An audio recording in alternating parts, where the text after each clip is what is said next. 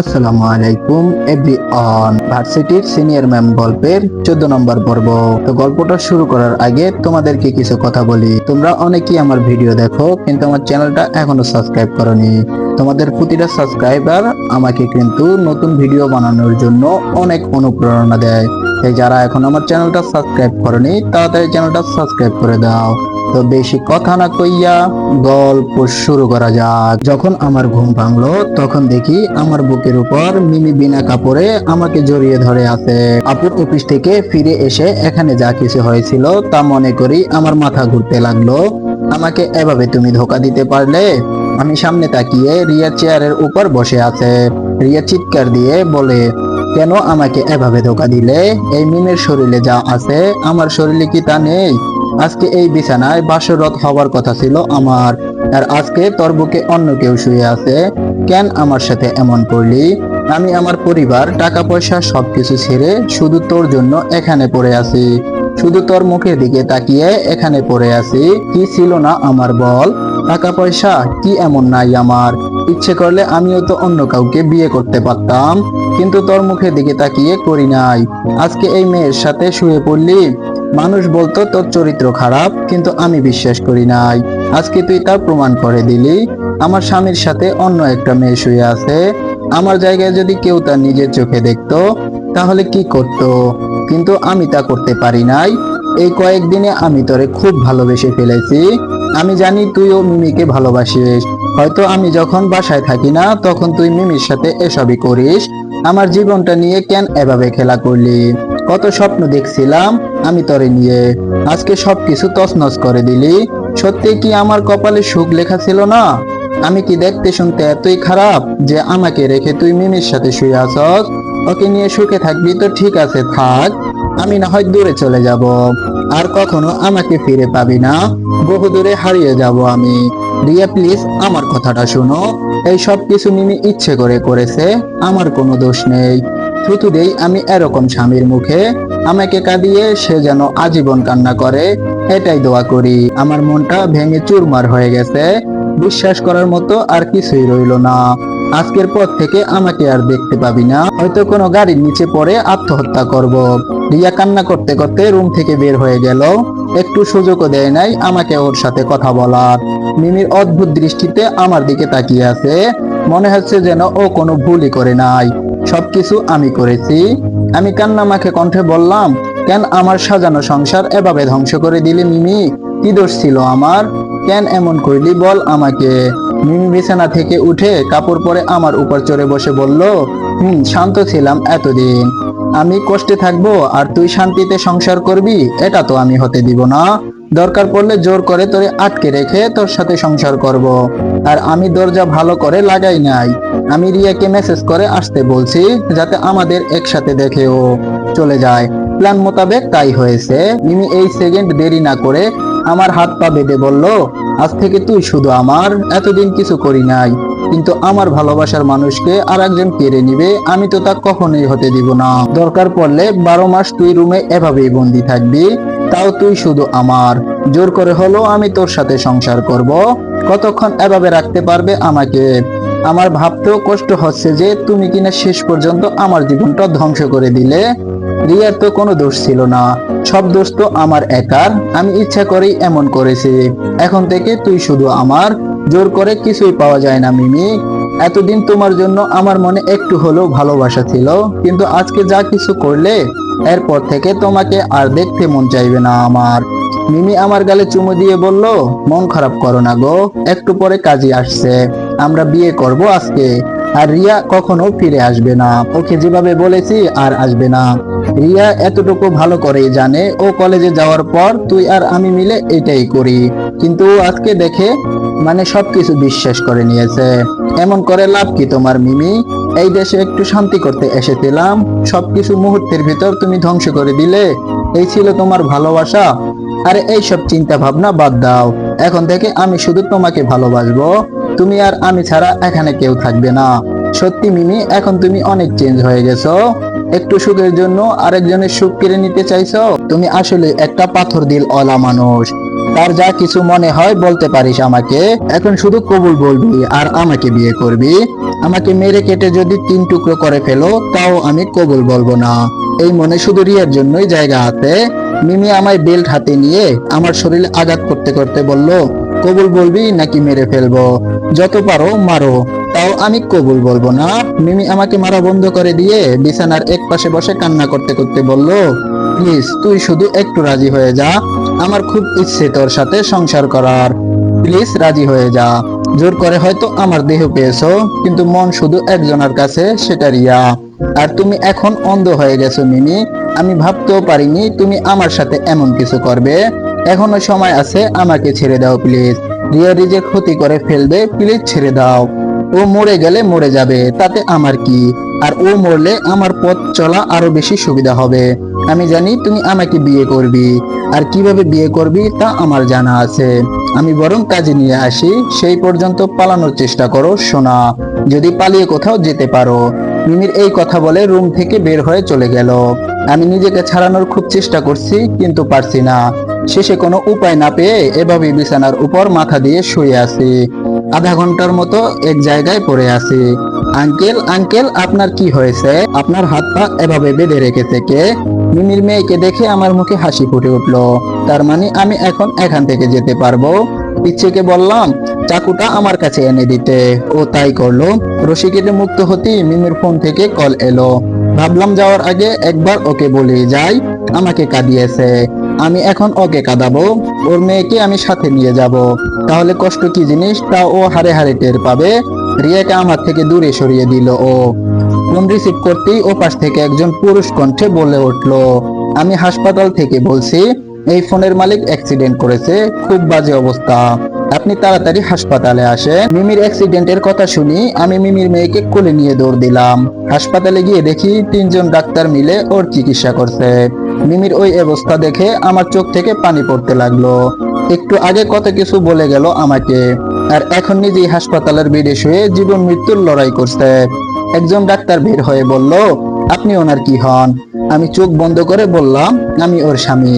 Doctor আমার হাত চেপে ধরে বলল, আমাকে মাফ করে দিবেন, আমরা সবটা দিয়ে চেষ্টা করেছি। ওর হাতে আর কিছুক্ষণ সময় আছে হয়তো, যান গিয়ে কথা বলেন। আর আপনার মেয়েকে ভিতরে নেবেন না, ওকে বাইরে রেখে যান, নইলে কান্না করবে। ওনাকে যারা দিয়ে গেছেন তারা ভয়ে পালিয়ে গেছে। আমাকে যতটুকু করা দরকার ছিল তাই করেছি আমরা।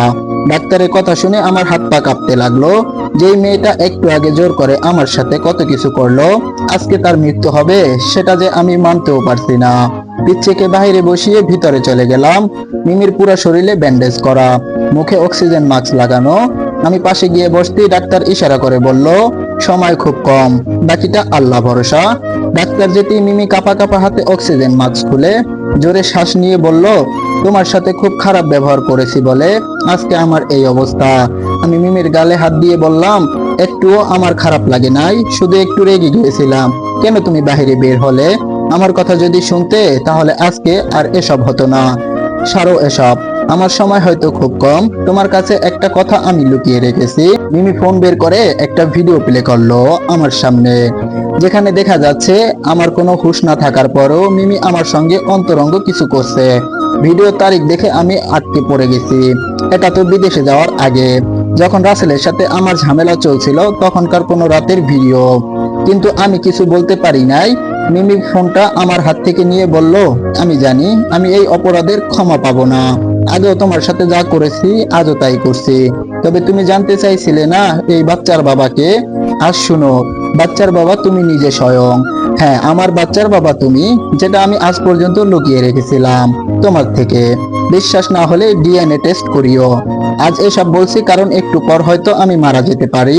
তবে নিজের ইচ্ছায় তুমি কখনো আমাকে বুকে টেনে নিলে না, আফসোস এই জায়গায়। আমি মিমিকে টান দিয়ে বুকের সাথে জড়িয়ে ধরলাম, বললাম, এই কথাটা তুমি আগে বলতে পারলে না? আজকে বলতে আমি তোমাকে বিয়ে করে নিতাম। আজকে আমাকে কাঁদিয়ে কেন শূন্যের মাঝে হারিয়ে যাচ্ছ?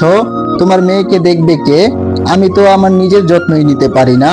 মিমি হাত বাড়িয়ে আমার ঠোঁটে হাত দিয়ে বলল, একজন দায়িত্বশীল বাবা তার মেয়ের জন্য সবকিছু করতে পারে। আমি জানি তুমি পারবে। আমি ভালোবাসার যুদ্ধে হেরে গেলাম। মানুষ না বলতো চেষ্টা করলে সবকিছু পাওয়া যায়, তাহলে আমি পেলাম না কেন? আমি তোমার জন্য নিজের শতবার মরেছি, কিন্তু আমি কেন তোমাকে পেলাম না? ওদের বলো, এই কথাটা জবাব দিতে পারবে? তোমার জন্য আমি আমার বুক চিরে পর্যন্ত দেখতে পারবো আমি তোমাকে কতটা ভালোবাসি। খাঁটি ভালোবাসার মূল্য কেন মানুষ দেয় না? মানুষ কেন এত স্বার্থপর হয়? ভালোবাসার মূল্য নেই এই পৃথিবীতে। এই পৃথিবী বড়ই নিষ্ঠুর, আমাকে বাঁচতেই দিল না। তোমাকে খুব করে বলতে ইচ্ছে করছিল, তোমার এক টুকরো সময় আমায় দিও, আমি তোমাকে এক জনম দিব। কিন্তু সেই জনম আমার ভাগ্যে লেখা ছিল না। মৃত্যুর শেষ সাথী হলো আমার। আমি মিমিকে শক্ত করে জড়িয়ে ধরে বললাম, আমি আসলেই খুব খুব খুব বোকা মিমি, আমি ভুল করেছি, প্লিজ তুমি ফিরে আসো, আমার ভুল হয়েছে। মিমি আমার চোখের পানি মুছে দিয়ে বলল, তুমি কেন কান্না করবে? তোমাকে এভাবে মানায় না। আমার মেয়েকে একটু ডাকো, শেষবারের মতো ওর সাথে একটু কথা বলি। আর হয়তো কখনো কথা বলতে পারবো না, আমার খুব কষ্ট হচ্ছে। ও তো তোমারও মেয়ে, ওকে মেনে নিও প্লিজ, কোনো কষ্ট দিও না। আমি মিমির কথা শুনে শুধু কান্না করছি। মিমির মেয়ে ভিতরে আসতি মিমিকে জড়িয়ে ধরে কান্না করতে করতে বলছে, আম্মু তোমার কি হয়েছে? তুমি এইভাবে কান্না করছো কেন? মিমি ওর মেয়েকে জড়িয়ে ধরে বলল, কিছু হয় নাই আম্মু আমার, তুমি না তোমার পাপাকে দেখতে চাইছিলে, এই দেখো তোমার বাবা। আমি না থাকলে তোমার বাবাকে দেখে রাখবে তো আম্মু? এই পৃথিবীতে তোমার বাবার কেউ নাই তুমি ছাড়া। আমার কারণে তোমার সৎ মায়েরও ওনাকে ছেড়ে চলে গেল। খুব নিষ্ঠুর আমি।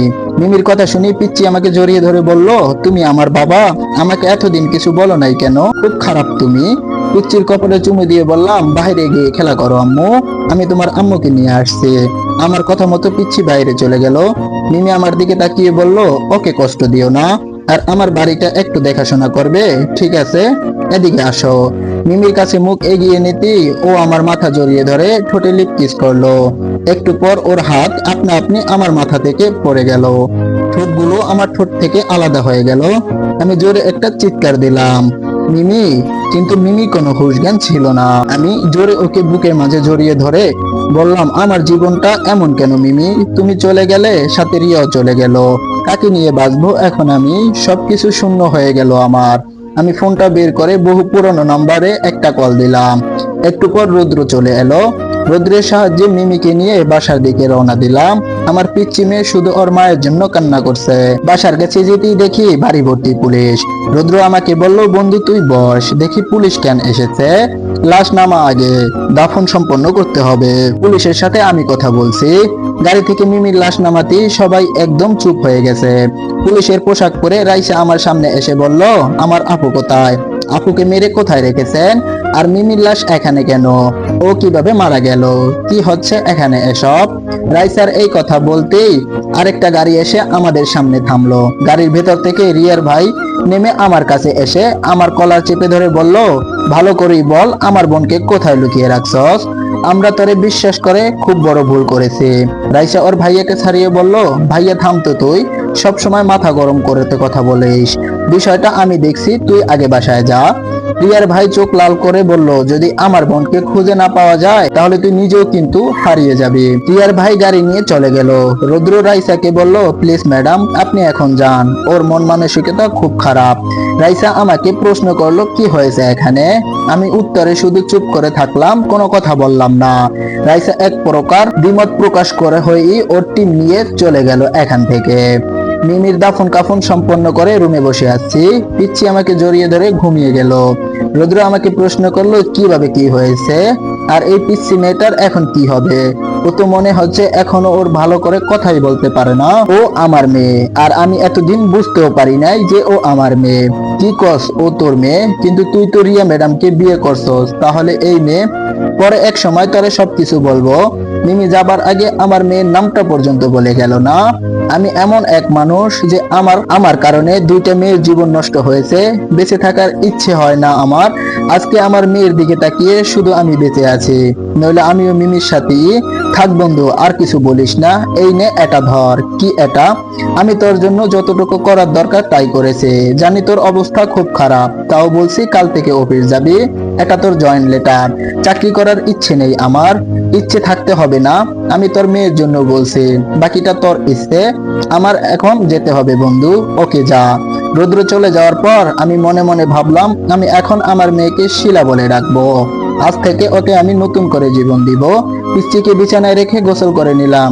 রাতে সোফায় বসে আছি, তখন শিলা আমার ফোনটা নিয়ে বলল, আব্বু আম্মু কোথায় গিয়েছে? আম্মু কি আর আসবে না? শিলাকে কোলে নিয়ে বললাম, তোমার আম্মু বেড়াতে গিয়েছে, এই কিছুদিন পর চলে আসবে, চিন্তা করো না। আমি জানি আম্মু মারা গিয়েছেন, কিন্তু তুমি বলো না আমাকে, ভিতরে আসবো কি আমি? দরজার কাছে রাইসাকে দেখে বললাম, আসো। আমি আমার মেয়েকে ফোন দিয়ে বললাম, যাও গিয়ে খেলা করো আম্মু। ঠিক আছে। রাইসা আমার পাশে বসে বলল, কি হয়েছিল? কপাল খারাপ আমার, বলে আর কি হবে? আরে বলো না কি হয়েছিল, আর আমার আপু কোথায় আছে? আমি রাইসাকে একে এক করে সবকিছু বললাম। সব শুনে রাইসা বলল, বিষয়টা আসলে খুব দুঃখজনক, আপুকে ফিরিয়ে নিয়ে আসেন। আমি জানি না তোমার আপু কোথায় চলে গেছে, কোথায় গিয়ে খুঁজবো আমি, বলো? আমি যদি সন্ধান পাই তাহলে আপনাকে জানাবো, তবে আপনি কাজটা ঠিক করেন নাই দুলাভাই, আপনার চরিত্র খারাপ আমি বলবো না, আপনি শুধু বুদ্ধির কারণে পরাজিত হয়েছেন। মানুষ দুইটা বিয়ে করতেই পারে, এটা কোনো বিষয় না। আপনিও মিমিকে বিয়ে করে নিতেন, তাহলে তো এত সমস্যা হতো না। মিমি আমাকে কোনো কিছুই বলে নাই, যদি একটু বলতো তাহলে আমি তোমার বোনের সাথে কথা বলতে পারতাম। আমার আপু খুব রাগী, একবার ও যা বলে তাই করে। তুমি এখন বলো আমি কি করব? আমার মাথায় এখন কোনো বুদ্ধি নাই দুলাভাই, তবে আমি যতটুকু সম্ভব চেষ্টা করব আপুকে খুঁজে বের করার, বাকিটা আল্লাহ ভরসা। ওকে দেখে রাখতে পারবেন তো? চেষ্টা করব। তোমার বোন থাকলে হয়তো আমার আজকে এতটা কষ্ট হতো না। রাইসা দাঁড়িয়ে বলল, চিন্তা করবেন না দুলাভাই, সবকিছু ঠিক হয়ে যাবে। খাইছেন দুলাভাই? কি খাবো, খেতেও মন চাইছে না। আমি রান্না করে দিয়ে যাব কি? না, তার আর দরকার নেই, আমি দোকান থেকে খাবার অর্ডার করিয়ে নিব। রাইসা আচ্ছা বলে চলে গেল। রাতে শিলাকে ঘুম পড়িয়ে আমিও ঘুমিয়ে গেলাম। খুব ভোরে ঘুম থেকে উঠলাম, আজ থেকে আমার নতুন জীবন শুরু। সকাল সকাল নাস্তা রেডি করে টেবিলে খাবার সাজিয়ে রাখলাম।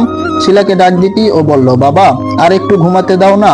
না আম্মু, আর ঘুমালে হবে না, আজকে তোমার বাবা অফিস যাবে, সাথে তুমিও যাবে, এখন তাড়াতাড়ি উঠে, দেরি হয়ে যাচ্ছে আমার। শিলা ঘুম থেকে উঠে বলল, বাবা আমার আম্মু কি আর কখনোই ফিরবে না? এসব মনে করে কষ্ট নিও না আম্মু, ঠিক আছে? মৃত মানুষ কখনো ফিরে আসে না। এখন আসো, নাস্তা করে রওনা দিতে হবে। খাবার শেষ করে রেডি হয়ে নিলাম, ভাবছিলাম চাকরি করব না, কিন্তু শিলার জন্য হলেও করতে হবে। আমি আমার সাধ্য মতো রিয়াকে খুঁজে বের করার চেষ্টা করব। রিয়া গেলটা কোথায়? একটু হলেও তো আমার সাথে কথা বলতে পারতো। বাসা থেকে বের হয়ে রিকশায় বসতেই শিলা বলল, বাবা আইসক্রিম খাবো, পরে কিনে দেই আম্মু, আগে অফিসে যাই। কিছুটা দূর যেতেই রাসেল রিকশা থামিয়ে বলল, কি খবর স্যার, ভালো আছেন তো আপনি? আমি হাত জোড়ে করে বললাম, আমি তোর কাছে হার মানলাম, প্লিজ অন্তত এবার আমাকে বাঁচতে দে। রাসেল হাসতে হাসতে বলল, তোর হাত জোর করা দেখে আমার খুব ভালো লাগলো, এতদিন পর মনের ভিতরে একটু শান্তি পেলাম, যা মাফ করে দিলাম। রাসেল রিকশার সামনে থেকে সরে যেতে রিকশা আবারও চলতে লাগলো, আর আমি হাসতে হাসতে বললাম, তুই আর কালকে সকালে সূর্য দেখতে পারবি না। শিলাকে কোলে নিয়ে অফিসের সামনে নামলাম। ঠিক সেই সময় আপুর গাড়ির ভিতরে ঢুকলো। মন চাইছে এই অফিস থেকে বের হয়ে চলে যায়, কিন্তু শিলার মুখের দিকে তাকিয়ে গেটের কাছে গেলাম। দারোয়ান জিজ্ঞেস করলো, সেদিন এত অপমান করার পরে আজকে আবার অফিসে আসলি? আমি হাত থেকে জয়েন লেটার কাগজটা দেখাইয়া সিকিউরিটি আমার পথ ছেড়ে দিয়ে বলল, সরি স্যার। আমি গেটের ভিতরে যেতেই দেখি আপু গাড়ি থেকে নেমে দাঁড়িয়ে আছে। বাবা আমি আম্মুর কাছে যাব। আম্মু কান্না করে না, বলছি না কান্না করবে না, আমি আছি তো তোমার পাশে। শিলা হু বলে আমার ঘাড়ের উপর মাথা রেখে শুয়ে পড়লো। আমি অফিসের দিকে যে পা বাড়াবো, তখন পিছন থেকে আমার নাম ধরে কেউ একজন ডাক দিল। আমি পিছনে ঘুরে তাকিয়ে দেখি দুলাভাই আমার দিকে এগিয়ে আসছে। আমার কাছে এসে বলল, আমার বোনের কি হয়েছে, আর আমার ভাগ্নি তোমার কাছে কেন? ও তোমাকে বাবা বলছে কেন? আমার মেয়ে আমাকে বাবা বলবে, এটাই তো স্বাভাবিক। আমি আমার পার্সোনাল বিষয় আপনাকে বলতে রাজি নই স্যার। দুলাভাই আমার হাত ধরে বলল, প্লিজ কি হয়েছে আমার বোনের, বলো, আমি শুনতে চাই। যে নিজের বোনের খোঁজ খবর রাখতে পারে না, সে আর কি জানবে তার বোন বেঁচে আছে নাকি মারা গেছে? শিলা আমার মেয়ে ছিল, আর ওকে মিথ্যা অভিযোগ দিয়ে বাড়ি থেকে বের করে দেওয়া হয়েছে। গতকাল সে মারা গেছে, অথচ তাকে দেখতে কেউ পর্যন্ত আসে নাই। কোনো সম্পর্ক নেই আপনাদের সাথে আমার।